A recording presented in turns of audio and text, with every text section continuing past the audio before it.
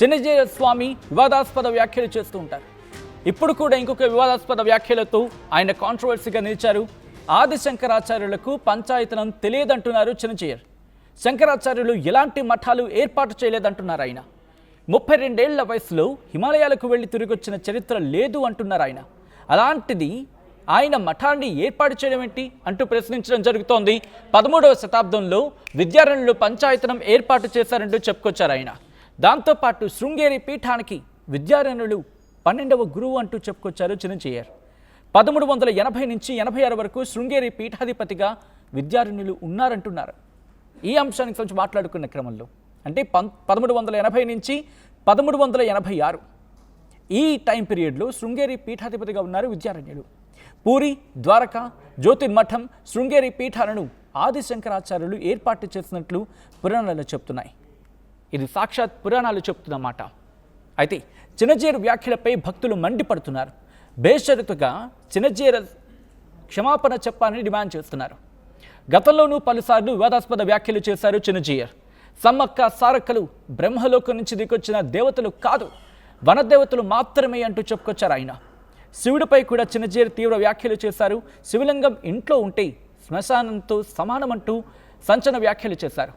ఇక తిరుమలలో ఆచారాలు సరిగ్గా జరగట్లేదు అంటూ కూడా తిరుమల తిరుపతి దేవస్థానంపై విమర్శలు గుప్పించారు ఆయన.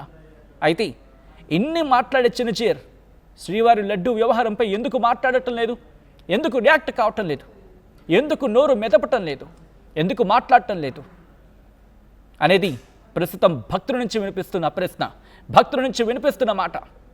ఎందుకు మౌనం అనేది మరి ముఖ్యంగా ప్రస్తుతం దీని గురించి మాట్లాడుకుంటున్న సందర్భం.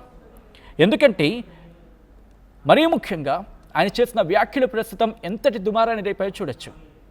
ఆది శంకరాచార్యులకు పంచాయతనం తెలియదంటున్నారు ఆయన. మరి తమరికి తెలిసిందేంటి, సెలవేయండి గురువు గారు అంటూ భక్తులే చెప్తున్న మాట ఇది. శంకరాచార్యులు ఎలాంటి మఠాలు ఏర్పాటు చేయలేదంటూ చెప్పడం, మరి ముఖ్యంగా 32 వయసులో హిమాలయాలకు వెళ్ళి తిరిగి వచ్చిన చరిత్ర లేదు అనడం, అలాంటిది ఆయన మఠాన్ని ఏర్పాటు చేయడం ఏంటి అంటూ ప్రశ్నించడం ప్రస్తుతం భక్తులని ఇంకా చెప్పాలంటే భక్తుల్లో ఆగ్రహానికి కారణమవుతోంది. ఈ నేపథ్యంలో ఒక్కసారి గతంలో ఆయన చేసిన వ్యాఖ్యలేంటి, అట్ ద సేమ్ టైం ఇప్పుడు ఆయన చేసిన వ్యాఖ్యలేంటి, గతంలో ఆయన చేసిన వివాదాస్పద వ్యాఖ్యలేంటి, ఇవన్నీ డీటెయిల్గా చూద్దాం. ఆ తర్వాత ఇన్ డీటెయిల్గా మాట్లాడుకునే ప్రయత్నం చేద్దాం. ముందుగా ఆయన ఏమన్నారో చూద్దాం. పూరి జగన్నాథంలో ఒకటి, ద్వారకలో ఒకటి, జ్యోతిర్మఠంలో ఒకటి, శృంగేరిలో ఒకటి, ఇలాగ 4 మఠాలు ఏర్పాటు చేశారు. శంకరాచార్యుల వారు ఏర్పాటు చేయలా. శంకరాచార్యుల వారు 32 ఏళ్ల వయస్సులో ఉత్తర భారతానికి వెళ్ళారు, హిమాలయాల్లోకి. తిరిగి వచ్చిన చరిత్ర లేదు. అంచేత మళ్ళీ ఆయన వచ్చి మఠాలను ఏర్పాటు చేయడం అనేటటువంటిది that's not the right story. ఎవరు ఏర్పాటు చేశారు?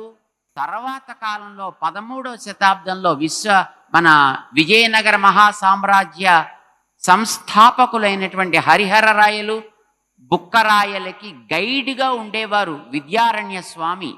వేద భాష్యాలని రచించినటువంటి మహాపండితుడు ఆయన. వేదాంత దేశికుల వారి యొక్క సహాధ్యాయి ఆయన. విజయనగర మహాసామ్రాజ్యాన్ని ఏర్పాటు చేశాడు. ఆయన ఏర్పాటు చేశారు ఈ 4 పీఠాలని. ఆయన కాలంలో పంచాయతనాన్ని ఇంట్రడ్యూస్ చేసింది కూడా ఆయనే. శంకరాచార్యుల వారి కాలంలో పంచాయతనం ఆయన ఆరాధన చేయలేదు. ఆయన నారాయణ పరాయణుడు. ఆదిశంకరాచార్యుల వారు అని చెప్పేటటువంటి మహనీయులు శుద్ధ వైష్ణవుడైన తత్వం, అద్వైత తత్వం. కానీ ఆయన ఉత్తమ వైష్ణవుడు.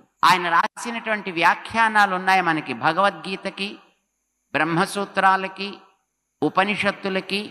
ఎందులో మనం చూసిన శుద్ధమైనటువంటి స్పష్టమైనటువంటి నారాయణ పరతత్వ ప్రతిపాదన ఆయన బల్లగుద్ది చెప్పినట్టు ఉంటుంది. ఇంకా అక్కడక్కడ రామానుజుల వారు కాస్త మొహమాట పడి సర్వేశ్వరేశ్వర అని వాడుతుంటారు. కానీ శంకరాచార్యుల వారికి అట్లాంటి మొహమాటాలు ఏమీ లేవు. నారాయణ, వాసుదేవ, విష్ణు స్పష్టంగా చెబుతారు ఆయన. వారి భాష్యాల్లో మనకి లభిస్తాయి భాష్యాలు. చక్కగా మనమే చూడొచ్చు. దాంట్లో ఎవరిని మనం అడగాల్సిన అవసరం కూడా లేదు. మనెవడో ఒక వీడియో వాట్సాప్లో పెట్టాడు.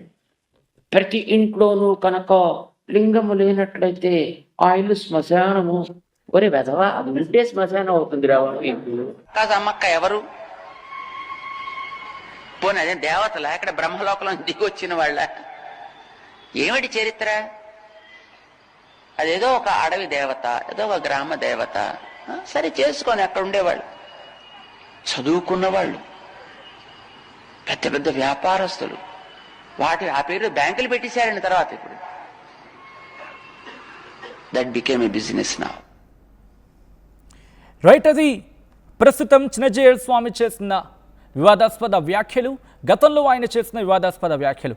అసలు ఇంతకీ ఆయన మాటల్లో ఉన్న వెయిటేజ్ ఎంత? నిజంగా ఆయన అన్నట్టుగా ఆదిశంకరాచార్యులు పంచాయతనం ఏర్పాటు చేయలేదా? ఇది ఆయన అంటున్న మాట. ఆయన ఏర్పాటు చేయడం ఏంటి? ఇది చిన్నజీయర్ ప్రశ్నిస్తున్నారు. ఆయన మఠాన్ని ఏర్పాటు చేయడం ఏంటి అనేది ఆయన రైజ్ చేస్తున్న ప్రశ్న. పంచాయతనం ఆది శంకరాచార్యులకు తెలియదంటూ చెప్పుకొచ్చారు ఆయన. నిజంగా ఆయనకు తెలియదా? డీటెయిల్గా మాట్లాడుకునే ప్రయత్నం చేద్దాం. ఆయన మనతో పాటు డిబేట్లో పాల్గొనడానికి ప్రముఖ పండితులు కిరణ్ శర్మ, అలాగే ముళ్ళపూడి సత్యనారాయణ జాయిన్ అవుతున్నారు. అలాగే ఉద్యమకారులు తెలంగాణ శ్యామ్ కూడా మనకి లైవ్లో అందుబాటులో ఉన్నారు. ఒకసారి ముగ్గురికి వెల్కమ్ చేసే ప్రయత్నం చేద్దాం. అండ్ ఆ తర్వాత డీటెయిల్గా మనం డిబేట్లోకి వెళ్ళిపోదాం. ముగ్గురికి నమస్తే అండి, వెల్కమ్ టు ది డిబేట్. ముందుగా కిరణ్ శర్మ గారు, నేను మీ నుంచి సమాధానం తీసుకునే ప్రయత్నం చేస్తున్నాను. ఆది శంకరాచార్యులకి పంచాయతనం తెలియదు అనేది ఇక్కడ చిన్నచీయర్ అంటున్న మాట. నిజంగా ఆది శంకరాచార్యులకు తెలియదా? ఎందుకంటే ఆయన శుద్ధ వైష్ణవుడు, అద్వైతం అయినప్పటికీ కూడా పూర్తిగా నారాయణ తత్వమే అయింది అనేది. అక్కడ ఒకటి ఆ మధ్యలో ఒక మాట మాట్లాడుతూ ఆదిశంకరాచార్యుల వారు హిమాలయానికి వెళ్ళారు, వెళ్ళి ఆయన తిరిగి రాలేదు అని చెప్తున్నారు. తిరిగి రానటువంటి వ్యక్తి చాతుర్మాయ పీఠాలు ఎలా చేశారు అన్నటువంటి వాదన ఒక మాట మాట్లాడారు. ఒకటి ఏంటంటే, సాక్షాత్తుగా పరమేశ్వర స్వరూపం ఆదిశంకరాచార్యుల వారు, సాక్షాత్తుగా నారాయణ స్వరూపం, సాక్షాత్తుగా పరమేశ్వర స్వరూపం ఆయన. ఇక్కడ శివకేశవులకు భేదము లేదన్నది మేము చెప్పుకునేటువంటి మాట. ఎందుకు అంటే నిత్య సంధ్యావందనంలో, అంటే ఇది కొద్దిగా ప్రోలాంగా ఉంటుంది విషయం, కానీ మీకు మన భక్తులు, మన యొక్క బంధువులందరికీ, మన యొక్క ఛానల్ చూసేటువంటి అందరికీ అర్థం కావాలి. అక్కడ ఏమేంటంటే ప్రతి సంధ్యావందనంలో శివాయ విష్ణు రూపాయ శివరూపాయ విష్ణువే శివస్య హృదయం విష్ణు విష్ణోస్య హృదయం శివ ఇదాంతరం నపస్యామి తదామి సుస్థిరాయుష్ అనేటువంటి నిత్య సంధ్యావందన శ్లోకంలో ఉంటుంది అది. రెండవది, విష్ణు భక్తులైనటువంటి ఏదైతే విష్ణు సహస్రనామ పారాయణ చేస్తారో వారి విషయంలో కూడా ఒక చిన్న విజ్ఞాపన ఏంటంటే, ఆల్రైట్ కిరణ్ శర్మ గారు, మీ లైన్ డిస్కనెక్ట్ అయినట్టుంది, ఒకసారి చిన్న టెక్నికల్ గ్లిచ్ వచ్చినట్టుంది. ఒకసారి కిరణ్ శర్మకి మళ్ళీ కిరణ్ శర్మ దగ్గరికి వెళ్ళే ప్రయత్నం చేద్దాం. మళ్ళీ బిఫోర్ దట్ నేను ముళ్ళపూడి సత్యనారాయణ దగ్గరికి వెళ్ళే ప్రయత్నం చేస్తున్నాను. ప్రముఖ పండితులు ముళ్ళపూడి సత్యనారాయణ కూడా మనకి లైవ్లో అందుబాటులో ఉన్నారు. ఒకసారి ఆయన దగ్గరికి వెళ్ళే ప్రయత్నం చేద్దాం. సత్యనారాయణ గారు, can you here me sir? నా మాట వినపడుతుందండి? నమస్కారం అండి సత్యనారాయణ గారు. నమస్కారం. నమస్తే అండి సత్యనారాయణ గారు, ఇక్కడ చిన్నజీయర్ స్వామి అన్న మాటలకు సంబంధించి మీరు ఎలా చూస్తారు? ఎందుకంటే ఆది శంకరాచార్యులకు పూర్తిగా పంచాయతనం తెలియదు. అఫ్కోర్స్ అద్వైతం అయినప్పటికీ కూడా ఆయనది పూర్తిగా శుద్ధ వైష్ణవ తత్వం అనేది అని అంటున్నమాట. వైష్ణవుడు అంటే విష్ణువును పూజించేవాడు కాదు. అది శుద్ధ అర్థం ఏమిటంటే విష్ణువు అంటే పదానికి అర్థం ఏమిటంటే సర్వవ్యాపకత్వం, ఆల్ పర్వేడింగ్. పరమేశ్వరుడు అంటే ఈశ్వరుడు, అంటే కృష్ణుడు కూడా ఈశ్వరుడే, అలాగే శివుడు కూడా విష్ణువే. ఆ అర్థంతో మన చిన్నజీయర్ స్వామి వారు అట్లా చెప్పారు. ఇక్కడ ఏంటంటే మనకి శుద్ధ వైష్ణవుడు అంటే వైష్ణవులతో నేను తిరిగాను కాబట్టి నేను కూడా కృష్ణాష్టమి రోజున పుట్టాను. మా కులదైవం కూడా వెంకటేశ్వర స్వామి, అయితే మేము కూడా శివారాధన చేస్తాం. కిరణ్ శర్మ గారు వీళ్ళంతా మా మిత్రులు, శైవులే. అయితే శైవ వైష్ణత్వము అనగానే ఏమవుతుందంటే, ఇక్కడ శివుడు అంటే కేవలం పరమేశ్వరుడు అంటే శివుడు అనేటటువంటి వాదన, విష్ణువు అంటే శంఖచక్ర గదాలు ధరించినటువంటి వాడు అనే అర్థము. దీని నుంచి ఎక్స్పాండ్ అవ్వాలి, బ్రాడ్ గా ఎక్స్పాండ్ అయ్యి బ్రాడ్ ఆలోచనలతో చెప్పారు ఆయన. ఆయన వ్యక్తిగతమైనగా శంకరాచార్యులు అంటే అర్థం ఏమిటంటే, అసలు అది పోస్ట్ పేరు, ప్రైమ్ మినిస్టర్ ఎలా ప్రధానమంత్రి ఎలాగో శంకరాచార్య అంటే అంతే. అసలు జగద్గురు అయినటువంటి శంకరాచార్యుల వారు అసలు పేరు కాలడి గ్రామంలో శంకర అని వాళ్ళ అమ్మగారు పిలుచుకున్నారు, వాళ్ళ పేర్లు వేరు. అయితే విద్యారణ్య స్వాముల వారు 12వ గురువుగా ఉన్నటువంటి విద్యారణ్య స్వాముల వారు ఆయన కూడా శంకరాచార్య. ఇప్పుడు మా గురువు గారు అయినటువంటి భారతీ తీర్థ స్వామి వారు కూడా ఇప్పుడు ప్రెసెంట్ ప్రైమ్ మినిస్టర్ లాగా ప్రెసెంట్ శంకరాచార్య. అయితే శంకరాచార్యుల వారు అది స్థాపించలేదు అనడానికి విద్యారణ్య స్వామి వారు కూడా శంకరాచార్యులే, ఆయన స్థాపించారు అన్నారు. యూనిఫార్మిటీ తీసుకొస్తున్నారు అంతే. అందువలన మనం చూసేటటువంటి దృక్పథాన్ని బట్టి మనం ఆయన చెడుగా sorry for the interruption Satyanarayana గారు. ఒకవేళ మీరు అన్నట్టుగా శంకరాచార్యులు అనుంటే కనుక బహుశా ఇదంతా డిబేట్ గా వెళ్ళకపోయి ఉండేది. కానీ ఆయన అక్కడ పదాన్ని నొక్కి వక్కాణించారు. ఆది శంకరాచార్యులు అంటూ కూడా ఆది శంకరాచార్యులు అనే పదాన్ని అక్కడ తీసుకొచ్చారు. అంటే మొట్టమొదటి శంకరాచార్యులు అంటే ఇంకా ఆయనకి అర్థం వచ్చేది. ఆది శంకరాచార్యులు స్థాపించలేదు అన్నంత మాత్రాన్ని ప్రపంచం నమ్ముతుందా అండి? ప్రపంచానికే విశ్వానికే తెలుసు ఆయన స్థాపించారు అని. అయితే చిన్నజీయర్ స్వామి వారు ఆయన ఉపన్యాసంలో ఏమవుతుందంటే ఒక గురువుగా, ఒక సద్గురువుగా ఆయన అనేకమైనటువంటి శిష్యుల్ని, కోట్ల మంది శిష్యుల్ని, మన కిరణ శర్మ గారు ఆ సభలో ఉన్నటువంటి హోస్ట్ గా ఉన్నటువంటి వాళ్ళు మీకు అందరికీ శిష్యులు ఉంటారు. వాళ్ళని ఉత్సాహపరచాలి అనేటటువంటి ఉద్దేశంతో ఏదో స్వామివారు అలా అన్నారే తప్ప శంకరాచార్యుల వారిని ఎక్కడా కూడా నిందించలేదు. మనం నిందిస్తే మనం ఎందుకు ఊరుకుంటాం చెప్పండి? జగద్గురువు ఆయన శంకరాచార్యుల వారు ఒక్కలే జగద్గురువు. ఇప్పుడు రామానుజాచార్యుల వారు ఉన్నారు. రామానుజాచార్యుల వారు ఎవరో కాదు, శంకరాచార్యుల వారే ఆదిశేషుడు అవతారం. ఆదిశంకరుడు ఎవరు? పరమేశ్వరుడు అవతారం. ఇది ప్రపంచం అంతా తెలుసు. శంకరాచార్యుడే రామానుజాచార్యుడు, రామానుజాచార్యుడే శంకరాచార్యుడు. చిన్నజీయర్ స్వామి కిరణ్ శర్మ, కిరణ్ శర్మ చిన్నజీయర్ స్వామి వారు. బట్ అలా అనుకున్నప్పుడు ఆ డిఫరెన్సియేషన్స్ పోనీ ఒక పాయింట్ ఎక్కడో రైజ్ అయిన తర్వాత సరే నేను అన్నమాట ఇది, ఈ మాటకి క్లారిటీ ఇదని చెప్తే సరిపోయేది కదా. క్షమాపణ చెప్పారంటే శంకరాచార్యుల వారు గురుస్వరూపంలో ఇప్పుడు దక్షిణామూర్తి కూడా మన గురువే. చిన్నజీయర్ స్వామి దక్షిణామూర్తి అవతారం, మౌనముద్రలతో మౌనంగా ఉంటున్నారు అంతే.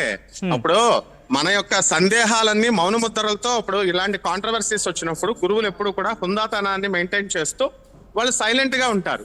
ఇప్పుడు దక్షిణామూర్తుల వారు ఎప్పుడు కూడా మాట్లాడిన దాఖలా అంటే హుందాతనం సారీ ఫర్ ఇంటరప్షన్ సత్యనారాయణ గారు, అంటే హుందాతనం అనేది కాంట్రవర్సీ రైజ్ చేయకుండా ఉంటే ఇంకా బాగుంటుంది.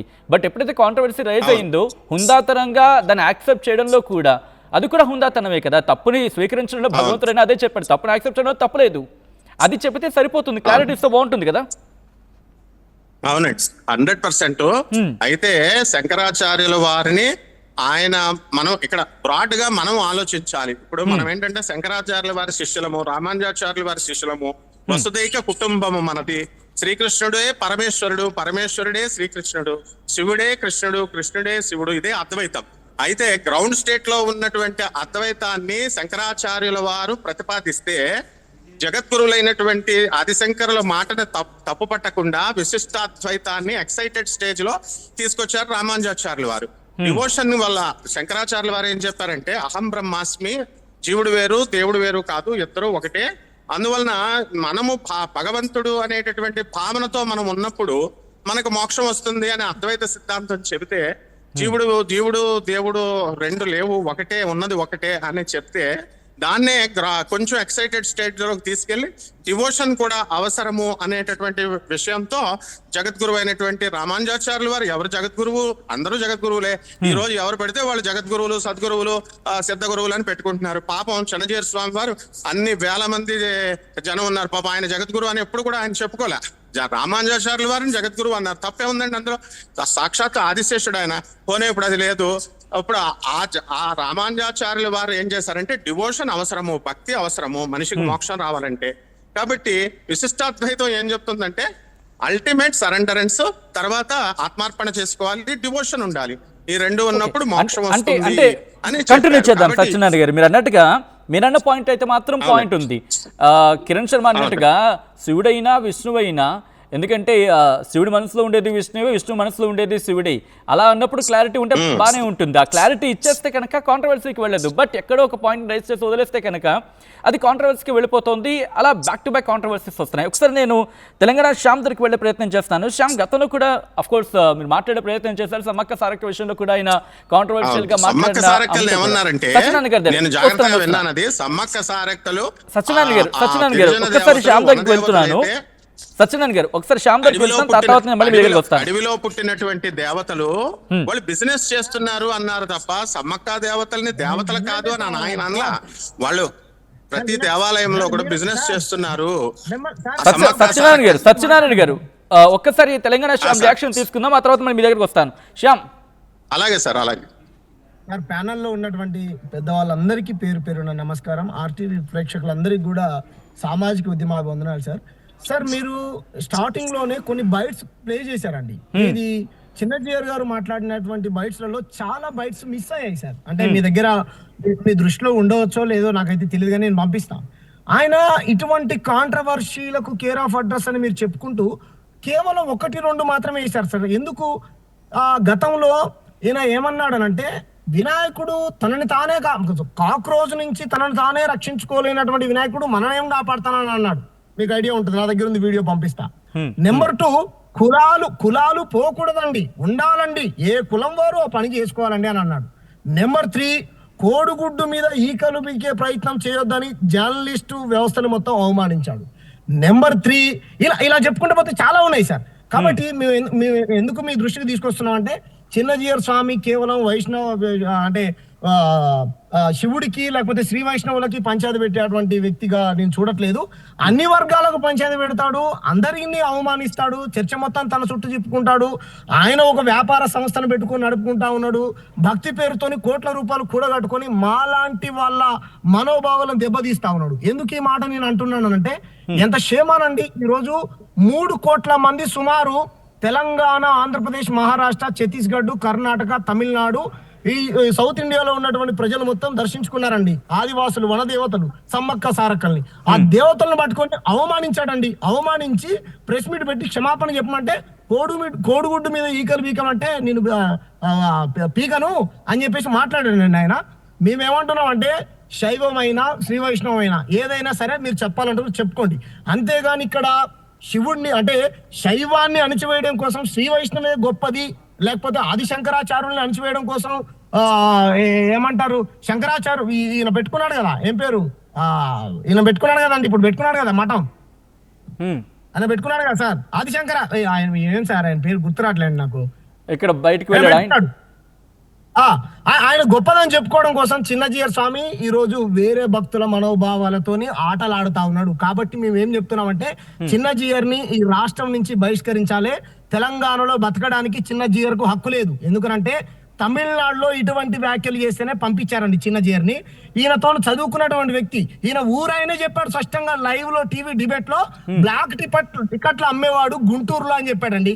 బ్లాక్ టికెట్లు సినిమాలలో బ్లాక్ టికెట్లు అమ్ముకునేటోడు చిన్నజీఆర్ సార్ అని చెప్పాడు ఆయన. సరే, మంచైనా చెడైనా గతంలో ఉన్నటువంటి తెలంగాణ ప్రభుత్వం కేసీఆర్ గారు ఆశ్రమం కట్టుకుంటా అంటే, సేవ చేసుకుంటా అంటే, గుడి కట్టుకుంటా అంటే ఇంత భూమి ఇచ్చిర్రు. అక్కడ ఉన్నటువంటి గిరిజన రైతులు లేకపోతే దళిత రైతుల భూములందరినీ అక్రమంగా కేసులు పెట్టి పోరాటం చేస్తుంటే నానా రకాలుగా వాళ్ళు ఇబ్బందులు పడ్డప్పటికి కూడా భూములు ఇచ్చారండి. ఈయన ఎంత సంస్కారంగా, ఎంత బాధ్యతగా, ఎంత డెమోక్రటిక్ గా ఉండాలండి. కులాలు పోకూడదు అంటాడు, సమ్మక్క సారక్కలను అవమానిస్తాడు, వైష్ణవానికి శ్రీ వైష్ణవానికి శైవానికి పంచాయతీ పెడతాడు. ఒక దేవుడి కంటే ఈ దేవుడు గొప్ప అంటాడు. పైనుంచి ఎవరిని ముట్టుకోకుండా పైనుంచి పండ్లేస్తాడు. భగవంతుడు భక్తులని హత్తుకుంటాడండి, ఈయన మాత్రం ముట్టుకోకుండా పైనుంచి అట్టి పళ్ళు ఇలా వేస్తాడండి. అది అన్టచబిలిటీ కాదా అండి? అంటరానితనాన్ని ఏమంటారు ఇచ్చేస్తాడు కాదా అండి? ఎంత దుర్మార్గం అండి. మనం ఎక్కడ బతుకుతున్నాం? ప్రజాస్వామ్య వ్యవస్థలో బతుకుతున్నాం. తప్ప కాదా? స్వామీజీలు వీళ్ళు ఇప్పుడు వాళ్ళంతా నేను చదువుకున్నాం కాదు. ఎందుకంటే మమ్మల్ని వేలాది సంవత్సరాల నుంచి గుడికి బడికి అన్నిటికీ వెలివేశారు. దేవుడి గురించి వీళ్ళకి మాత్రమే తెలుసు. అదేమన్నంటే దేవుడు వీళ్ళ సొంత కవిత్వం చెప్పి, వీళ్ళ సొల్లు పురాణం అని చెప్పి ప్రతిదీ దేవుడికి మతానికి ముడి పెడతారండి. భగవంతుడు ఎక్కడ కూడా అల్లర్లు పెట్టమని చెప్పాడు. దేవుడు ప్రజాస్వామ్యవాద అయి ఉండాలి, దేవుడు డెమోక్రటిక్ అయి ఉండాలి, దేవుడు అందరి వాడై ఉండాలి. అంతేగాని శివుణ్ణి మొక్కేటోళ్ళని నేను అవమానిస్తా, కేవలం శ్రీ వైష్ణవాన్ని మొక్కాలి, వెంకటేశ్వర స్వామిని మొక్కాలి, ఇది ఎక్కడి దుర్మార్గం అండి? చెప్పమనండి స్వామీజీ గారిని, ప్యానెల్లో ఉన్నటువంటి స్వామీజీ గారిని. కాబట్టి చిన్నజీఆర్ స్వామి పైన కేసు పెట్టాలి బేషరత్గా. దేశంలో ఉన్నటువంటి భక్తులందరికీ, శైవ భక్తులందరికీ, శివ భక్తులందరికీ క్షమాపణ చెప్పాలి. సమ్మక్క సారక్క భక్తులందరికీ క్షమాపణ చెప్పాలి. ప్రజాస్వామ్యవాదులందరికీ కూడా క్షమాపణ చెప్పాలి చిన్నజీఆర్ స్వామి. అసలైన తొలి వెలుగు. ఫాలో వాట్సాప్ @తొలి వెలుగు official.